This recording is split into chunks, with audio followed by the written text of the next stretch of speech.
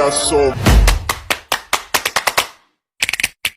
motherfucking design on right now. Bring it down, bring it down, bring it down. I got 3 old thoughts, I'm Assalamualaikum warahmatullahi wabarakatuh. Kami dari kelompok 12 akan mempresentasikan mengenai isu kontemporer audit syariah dengan dosen pengampu Ibu Elsa Fitri Amran, yang mana kelompok ini terdiri dari 2 orang, saya Sandi Aulia, NIM 2230401109. Saya Widya Putri Dewi, NIM 2230401122. Di sini kami akan mempresentasikan mengenai isu kontemporer audit syariah. 1. Kurangnya kompetensi SDM untuk auditor syariah. 2. Independensi auditor syariah. 3. Pengawasan kepatuhan syariah termasuk lembaga nisbah dan muhtasib. 4. Standar audit dan tanggung jawab auditor syariah.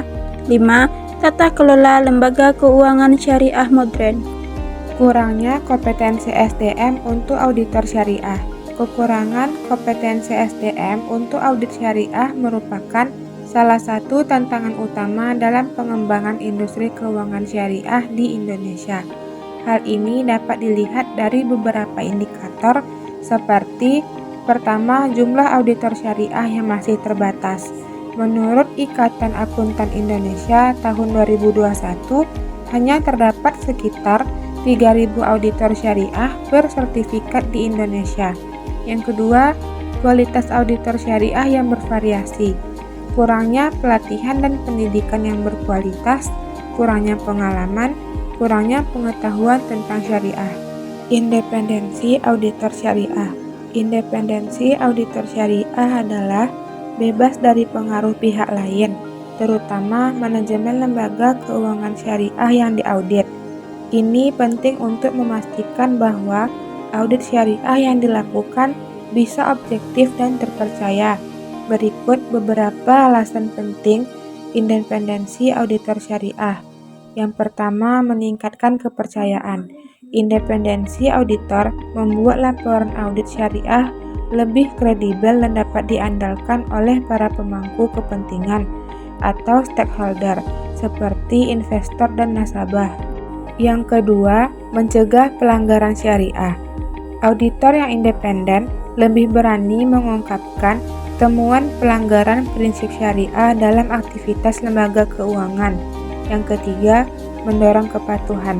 Independensi auditor mendorong lembaga keuangan syariah untuk mematuhi prinsip dan aturan syariah demi mendapatkan opini audit yang wajar tanpa pengecualian.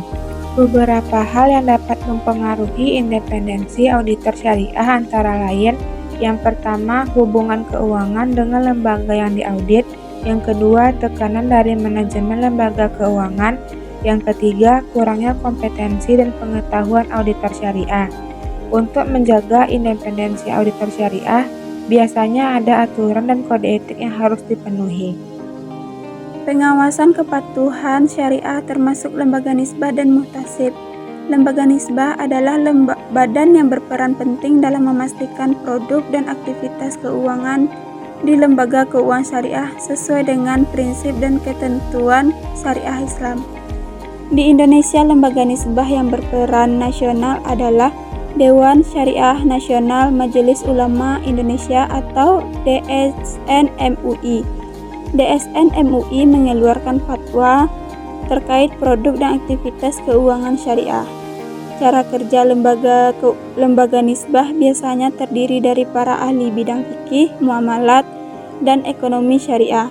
Mereka mengaji produk dan aktivitas keuangan yang diajukan oleh lembaga keuangan syariah, kemudian mengeluarkan keputusan apakah produk itu syariah atau tidak. 2. Muhtasib. Muhtasib adalah individu yang ditugaskan untuk mengawasi aktivitas pasar dan lembaga keuangan syariah secara langsung. Di Indonesia, peran muhtasib dijalankan oleh Dewan Pengawas Syariah yang dibentuk oleh Otoritas Jasa Keuangan bersama DSN MUI. DPS berada di setiap lembaga keuangan syariah untuk mengawasi kepatuhan terhadap prinsip dan fatwa yang telah ditetapkan. Standar dan tanggung jawab auditor syariah. Yang pertama, standar audit syariah. SAS adalah seperangkat pedoman yang mengatur pelaksanaan audit syariah. SAS diterbitkan oleh Dewan Syariah Nasional Ikatan Akuntan Indonesia dan wajib dipatuhi oleh auditor syariah dalam menjalankan tugasnya. SAS terdiri dari beberapa pernyataan standar, antara lain SAS 1 standar umum, SAS 2 standar lapangan pekerjaan, SAS 3 standar pelaporan keuangan, SAS 4 standar pekerjaan audit untuk entitas syariah yang memiliki aktivitas tertentu, SAS 26 audit atas transaksi suku. 2. Tanggung jawab auditor syariah. Auditor syariah memiliki tanggung jawab yang lebih luas dibandingkan dengan auditor konvensional. Selain bertanggung jawab untuk memastikan kewajaran laporan keuangan, auditor syariah juga harus memastikan bahwa kegiatan entitas syariah sesuai dengan prinsip-prinsip syariah Islam. Tanggung jawab utama auditor syariah adalah yang pertama, memahami prinsip-prinsip syariah Islam. Yang kedua, mengevaluasi kepatuhan entitas syariah terhadap prinsip-prinsip syariah Islam. Yang ketiga, menerbitkan laporan audit yang berisi opini tentang kewajaran laporan keuangan dan kepatuhan terhadap prinsip-prinsip syariah Islam. Yang keempat, memberikan saran kepada entitas syariah tentang bagaimana meningkatkan kepatuhan terhadap prinsip-prinsip syariah Islam.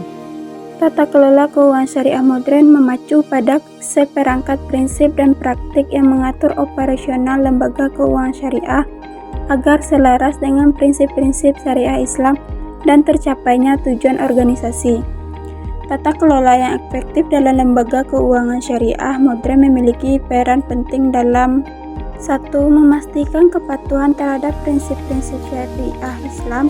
2. Meningkatkan transparansi dan akuntabilitas. 3. Mempromosikan pengelolaan risiko yang efektif. 4. Meningkatkan efisiensi dan efektivitas operasi. Penerapan tata kelola lembaga keuangan syariah modern. 1. Membentuk struktur tata kelola yang jelas. 2. Menerapkan kebijakan dan prosedur yang transparansi dan akuntabel. 3. Membangun sistem manajemen risiko yang komprehensif. 4. Melakukan audit internal secara berkala. Tantangan penerapan tata kelola lembaga keuangan syariah modern. 1. Kurangnya pemahaman tentang prinsip-prinsip syariah. 2. Kurangnya sumber daya manusia yang kompeten. 3. Kurangnya infrastruktur yang memadai.